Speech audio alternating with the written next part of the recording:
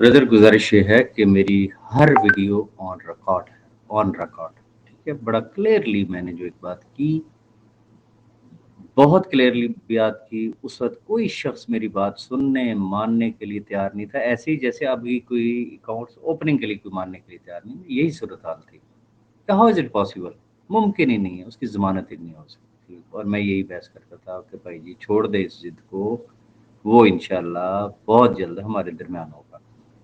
मेरा ख्याल है ये चीज़ आप समझ गए होंगे। मैंने जो बात की कि पहला स्टेप ज़मानत है और second step bank accounts opening है।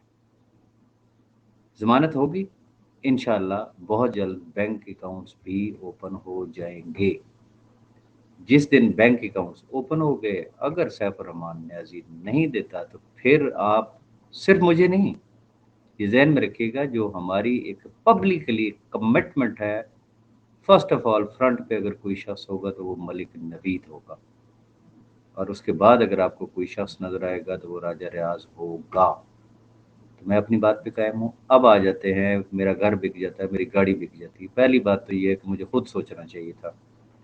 बिजनेस के कुछ असूल होते हैं, जितनी मर्जी अट्रैक्शन हो, जितनी मर्जी अट्रैक्शन हो, हमेशा इन्वेस्टमेंट के लिए एक पोर्शन रखा जाता है, हमेशा के लिए, कि ओके यार लेट्स सी क्या होता है आगे से। लालच में आके इंसान से बड़े बड़े गलत फैसले हो जाते हैं। मैं, ऐसा नहीं है कि खुदा ना खास्ता मैं आपके लिए ये बात कर रहा हूँ, मैं जनरली बात कर रहा हूँ। लोग बगैर सोचे समझे आंखें बंद करके ना लोगों के पीछे चलना शुरू कर देते हैं। That is wrong. और कभी भी अपने, अगर रब ने आपको 100 रुपए दिए हैं और किसी जगह पे इन्वेस्टमेंट करनी है, आप 20 रुपए कर लें, 25 रुपए कर लें यार, लंबी छलांग लगा दे यार, आप 50 रुपए इन्वेस्ट कर दें, सारी की सारी जमा पूंजी कभी भी ना झोंकें। मेरा ख्याल है ये सबक आपने ज़रूर सीखा होगा। अब आ जाते हैं कि अगर मेरे साथ ऐसा हुआ होता, खुदा की कसम खा के कह रहा हूँ, जो मेरे बस में होता, मैं कानून की हदूद में और अखलाक की हदूद में रहते हुए मैं कभी किसी के लिए ये लफ्ज़ ही यूज़ ना करता। आओ मिल के उसकी माँ बहन एक करते हैं। रीज़न, मेरी भी बेटियां हैं, मेरी भी बहनें हैं, यकीनन हम सब की हैं। तो मैं सब कुछ कर गुजरता, लेकिन मैं कभी गोली और गाली की लैंग्वेज कभी भी यूज ना करता। रीजन कि कानूनी रास्ते मौजूद है भाई।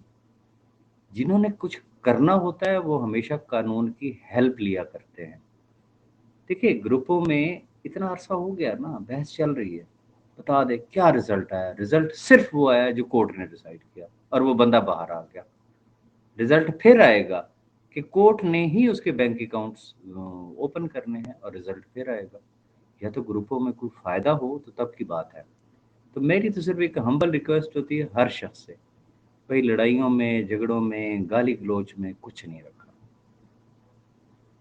प्यार मोहब्बत से, रिस्पेक्टेबल वे में एक दूसरे के साथ बात करें, इशू पे बात करें, ज़ातियात पे बात ना करें, किसी शख्स को गाली ना दें, किसी के ऊपर को कीचड़ ना उछालें, किसी को गलत नामों से मत पुकारें। रीज़न कि आप एक बात करेंगे, अगला 10 बातें करेगा। या तो होता है ना कि आगे से बंदा भी नस्ली हो, कि पता हो कि यार ये मेरा एक दुश्मन तो है लेकिन ये ख़ानदानी आदमी है, और यकीनन ये अगर मुझ पे वार भी करेगा तो किसी हिसाब किताब में करेगा। तो आपको पता है ग्रुपों में कैसे-कैसे लोग बैठे हुए हैं। वो जिसकी अपनी कोई इज़्ज़त नहीं होगी, मुझे ये बता दें, क्या कभी आप उससे एक्सपेक्ट कर सकते हैं कि वो आपकी इज़्ज़त करेगा या वो किसी दूसरे की इज़्ज़त का ख़्याल करेगा? तो मेरी रिक्वेस्ट सिर्फ़ इतनी होती है कि इज़्ज़त और एहतराम से अपने हक की बात करें, खुल के करें, ओपनली करें। कोई शख्स आपको मना नहीं करेगा, कोई शख्स। मेरे भी तो पर्सनल ग्रुप्स हैं, आपका क्या ख़्याल है कि वहाँ पे हम लोग बात नहीं करते हैं? हर इश्यू पे हम लोग बात करते हैं, लेकिन नहायत इज़्ज़त और एहतराम के साथ। क्योंकि इश्यू अगर हमारा है तो वो किसके साथ है? वो सैफ रहमान के साथ है, आपस में तो है ही नहीं। तो ये मेरी एक हम्बल रिक्वेस्ट है, अगर आपको मेरी बात समझ में आ गई हो और अगर मेरी कोई बात बुरी लगी हो तो मैं माज़रत भी चाहूँगा आपसे। बहुत शुक्रिया।